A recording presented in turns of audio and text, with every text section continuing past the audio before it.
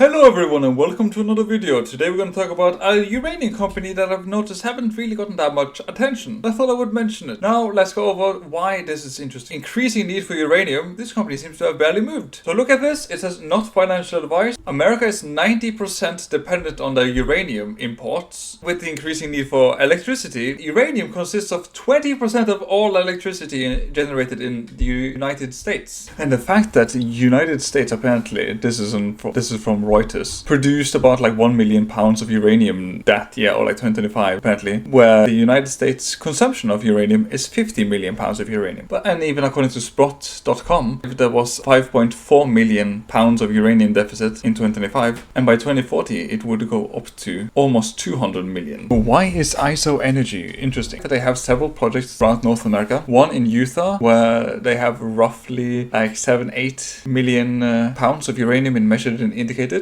They have one project in Virginia, one project called Coles Hills, which they have a call option on, which is one of the largest US undeveloped uranium deposits, which has about 132 million pounds of uranium in indicated and about 30 million pounds of uranium in. They also have a couple of other projects, obviously. They have one in Quebec where they have about 24 million pounds of uranium in inferred, and apparently they also have a project in Australia, in Queensland, where they have 14 million pounds of uranium. But they have several projects throughout the Western aligned areas, Australia, Canada and United States. They also have a project that would be near production, apparently, being in Utah, which apparently somewhat close to production, and they're close to Energy Fuels White Mesa Mill, which would then apparently assist them. And that's obviously the Utah project called Tony M Mine. That specific Utah Tony M Mine, which is the one in Utah, has about 6.6 million pounds of uranium in indicated and 2.2 million in inferred. And what's also interesting with this company is that they have about, in basic shares outstanding, about 60 million shares outstanding, and they have about $150 million of cash and cash equivalent, and their equity holding is about $62 million of worth. And what is that equity holding? That is apparently in Premier American Uranium, ATA Energy Corp, Jaguar Uranium, PurePoint Uranium, and Future Fuels, to mention a couple of them. And the fact that going over with their Tony M mine towards potential restart, where they are apparently having an ongoing technical evaluation, after